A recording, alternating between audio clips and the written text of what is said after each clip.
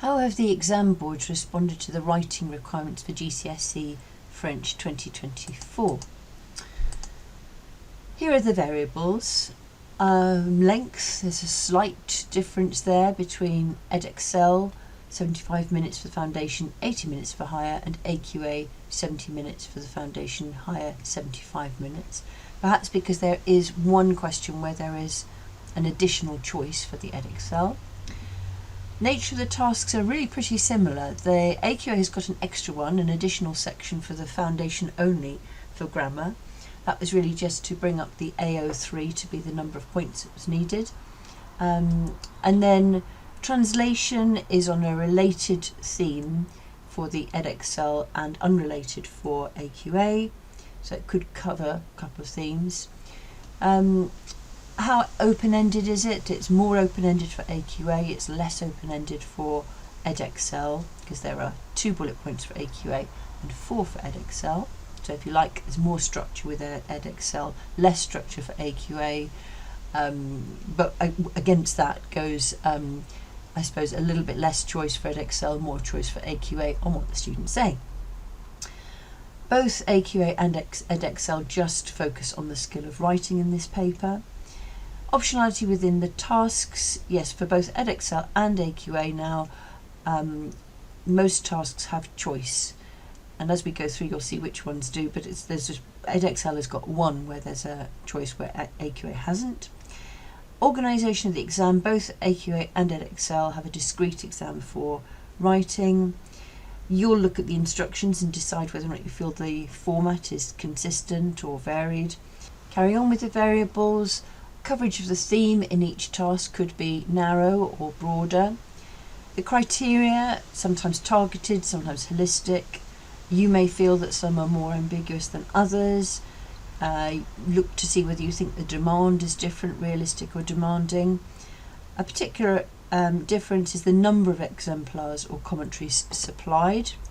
And both Edexcel and AQA do supply commentaries and examples.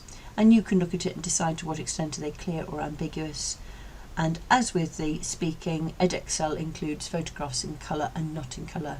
They're not in colour for AQA. There are types of questions which cover all of them. All boards do something where it's to do with writing single sentences, and that's the first one. So here's the one for AQA. You'll be familiar with this. A picture. Write 5 sentences, so it's changed from 4 to 5, and for each one it's communication only which is judged, and they are the ones who, particularly AQA, is explicit about the fact that they can write either in the first person or the third person. The exemplification is given for this one, where you've got what would it be. What would a 2 mark look like? What would a 1 mark look like? What would a 0 marks look like? And there's a lot of extra guidance to guide examiners, but also then obviously to guide teachers so that you can be preparing students. For the Edexcel, you also have a photo. This time it's 4 short sentences, each one getting 2 marks for, again, just for communication. And there is an example there as to what would get the number of marks. So exemplification is there. I've made it a bit bigger there so you can see it. For the paragraphs, the paragraph task for AQA is 50 words and there are 5 bullet points. And they have criteria for the AO2, so for communication and clarity. And they also bring in 5 marks for AO3, so that's for the grammatical structures and the range of vocabulary. You have an exemplification for question 2, where you have, first of all, an explanation as to what all of these words mean. So what is clarity, errors, what's variety. And then they give specific guidance on what you would expect for each of those bullet points, and they give an example of what an indicative answer would be, which would get full marks. For Edexcel, here, instead of, how many bullet points was it for that one? So it's 5 for that. They ask for 3, they have 3 bullet points. And whereas the AQA has it all in the present tense, in Edexcel you have 2 of those are in the present and 1 will be in the future. The time frame will be in the future, and it's 40 to 50 words. Here you have the criteria, and it also has AO2 communication, which is out of 9, and then you have 5 marks for the AO3. So you can see what the differences are there between the two. And you don't actually get exemplification for that one. Examiners are told that they must look at the additional guidance, and there is a lot of additional guidance. I haven't done a screenshot of that, but within the within the speaking marking scheme, you've got guidance which can be applied to any of the questions. So whereas AQA tend to have the relevant guidance immediately after the specific question, Edexcel will have at the beginning the additional guidance and then make reference to it. So for this particular one, they say there is exemplification, that there is additional guidance, but then the exemplification of live scripts will be issued at standardisation, and so the examiners will be using their professional judgment. So as far as teachers are concerned, I have to say I don't think that's quite as helpful not to see what it's going to look like, but you'll find the additional guidance will help you a lot. For AQA, they've got a grammar multi-choice, which is a foundation only. In the one which is given in the sample one, they're all what are they? Oh, we've got ones to do with verbs, getting the correct adjective, getting the correct pronoun, getting the correct past participle. Then there's the foundation higher overlap task. So it'll be very familiar to you, as we've had before for all the exam boards. So AQA, 3 time frames, just 3 bullet points. The reason I understand for this was that in the past the subject content specified that people had to express opinions and justifications. Well, that's no longer something which is specified, although people may well choose to include it, and indeed an exam board could ask them to include that. There you've got the criteria. So again, AO2 is for your communication out of 10, and AO3, that's the grammar, that's out of 5. Exemplification, well, for each of those 2 questions, they have a choice between that one about TV programmes and that one about locality, local area. And for each one, you get this. You'll get, oh, sorry, let me start again. This is the guidance. Here's the glossary of what it means. This is what you would get for one of the questions. So here's the question. This would get you 15 marks. This would get you 12 marks. And I haven't done a slide on it, but there is one for the 5-2. So the alternative also has this bit saying what you would expect and what they could look like. Edexcel, there they've got 4 bullet points, and it's 3 time frames. So what do we have here? 3 time frames, 3 bullet points, 3 time frames, 4 bullet points. And again, you have a option.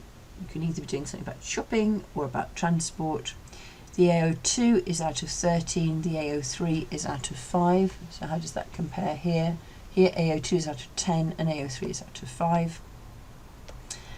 And there they do give exemplification, but only exemplification of one of the questions. So as with AQA, you'll get an exemplification which says, here is what somebody could write. There's another one just tucked behind there as well. I just couldn't fit them both onto the slide, but it is only for 1 question or for 2 questions.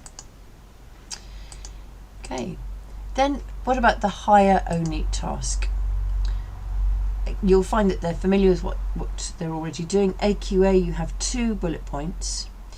Because there are 2 bullet points, you only need really to do tenses, although as we know that's something where often teachers will say in order to get higher marks, show complexity, and tenses are a way of showing complexity, but we know that that's not the only way of showing complexity, and sometimes by forcing people to cover all tenses you come up with something which is very, very artificial. So here, the importance of living healthily, and then how you will live a happy life in the future.